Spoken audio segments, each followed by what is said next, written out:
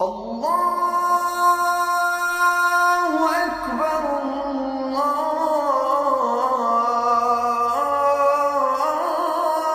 الله أكبر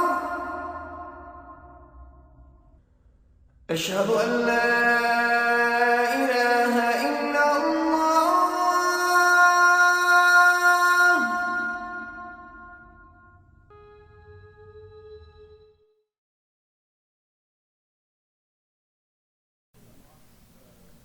Should I start? Okay, sir. Thank you so very much for your time. Sir, I would like you to tell us something about yourself. Okay, my name is Muhammad Sarwar Nasir. I'm originally from Punjab, Pakistan. Okay. Originally from the countryside on Shakargarh area, if you know it. Oh, yeah. But all my family is now settled in Lahore.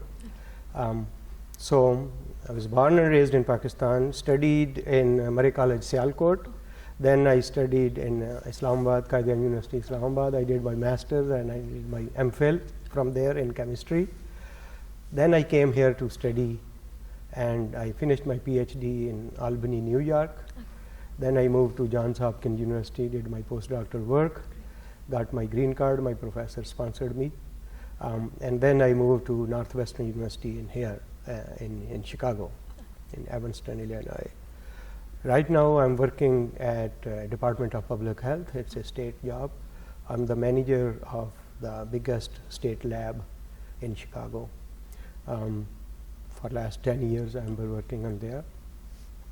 I'm a scientist by training, but now I'm just the manager, so I'm not doing much science, but I still manage the whole science also, everything. And while here, I was married when I came here, so my wife came after a semester. So I have 3 children, 2 boys and a girl.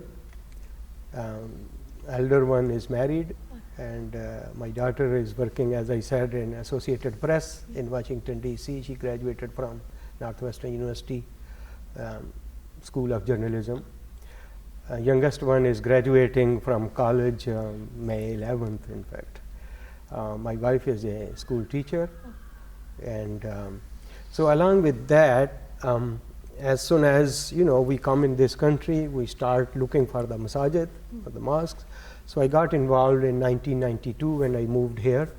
I got involved in this center, in fact, as a Sunday school teacher, because my children were also coming. So as a Sunday school teacher, then department head of theology department, and then became the principal of Sunday school, and then chair of the council. Then we have the full-time school. I became the chair of the full-time school council also. And then I became the board member at MCC. And MCC, Muslim Community Center, it is a democratic institution. So we have, every 2 years we have election for the president. And every year we have election for the board members. Great. So first I was the board member, and then community decided to elect me for the president. So for last 4 years I was the president of this institution. Great, sir. So, sir, how do you see Muslims' contribution and their accomplishment to American society? I think instead of saying Muslims, I would say we have been contributing in this country a lot. Most of us are really educated and entrepreneurs. We are the educators, we are the scientists, we are researchers, we are even donors, we are business people. So we have been impacting this country a lot. Even the taxi drivers are also contributing in their own way. They are helping the community. And here we are building the institutions also. So not only that we are helping in the mainstream, we are helping each society also separately. We collaborate with other organizations heavily, with other institutions heavily. You might have heard Dilnaz. We have very strong relationship like interfaith relations with others. Not only that, we have strong collaboration with our own community, different sects like Shia, Sunni sects. We have dialogue with them, and so we do talk with each other also. So I think Muslims as a whole are contributing a lot in this society, financially also, and otherwise also, education-wise also. Okay. So, since you're talking about education, I mean, how do you see literacy rate in Muslims living in America? I mean, are they well educated? Um, for the most part, yes. Unfortunately, in some cases, some people with different like family immigration, that some people may be coming here which who are not educated, but most of us are like a cream of our countries who are here already, and then our children, they are thriving here in education, and they are becoming leaders in education also. They are becoming leaders in businesses and research everywhere.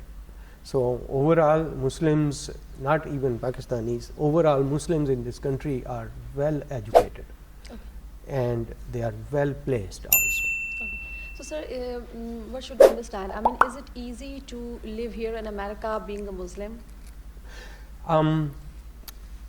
It's yes and no. Sometimes, these waves come in life.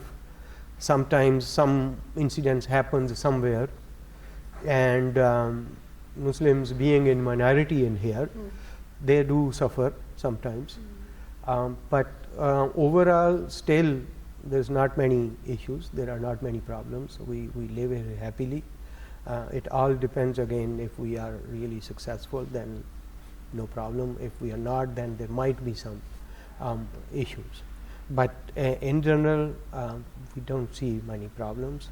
Again, as I said, different waves come, political waves, and those always have effect everywhere, no matter where you live. Here, for example, our president is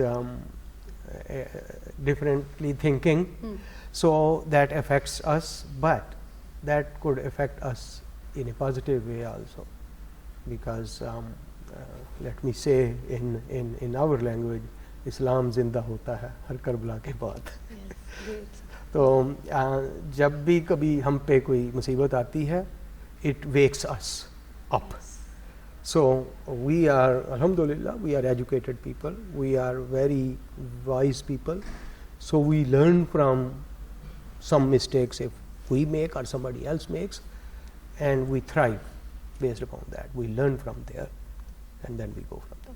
Sir, since you are living here for so many years, so obviously you meet with non-Muslims as well. So what sort of misunderstandings or misconception you find in their mind regarding Islam, regarding Muslims? Again, it depends really who you interact with. Mind you that Americans are also not 100% educated. Just like any other country, here there are many people who are uneducated. There are many high school dropouts, but there are many even they don't even go to high school. We don't realize that. So their thinking might be different than the mainstream thinking. So all you need is sometimes a one bad apple which can ruin everything. So if you are interacting with people who are uneducated here also, their thinking might be very different. Perhaps they have never even learned about not only Islam, they may not have even learned about their own religion. So it's just like mindset wherever we are, in our Muslim countries also as well as in here. But mainstream Muslims here, mainstream people, most of them, they don't have problem. There is a problem. People don't know geography here, world geography. And again, we cannot really blame them. It's because we who came here, they are highly educated people. So they know everything and they have come from far away. Yeah.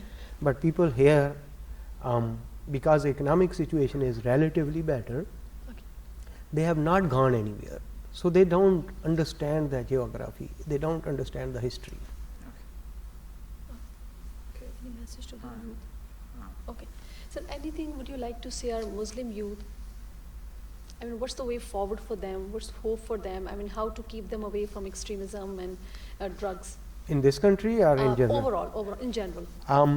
I think, I mean, Muslims have to learn. First thing is, not only in madrasas, Yeah. that is the dangerous part. Not only in madrasas, they have to learn in a mainstream way, interact with other people. And if there is a misconception that we are separate than anyone else, we may be separate in certain aspects, but we are the same human beings as everyone else. Yes. So one thing is they have to interact with mainstream people and talk with each other and discuss with each other in a positive way. And then I wouldn't see much of a problem. Definitely bad things perhaps spread easily, and that we have to be mindful. Again, if they get more education in mainstream, they will be much better. Again, the youth, if they are being taught something else in different small enclaves, then that could be a problem. Education has to be a mainstream education. Yes. And that's in Muslim countries also, I would say, that the madrasa system should be less. It should be more organized in mainstream education, where everyone is learning everything. So that's really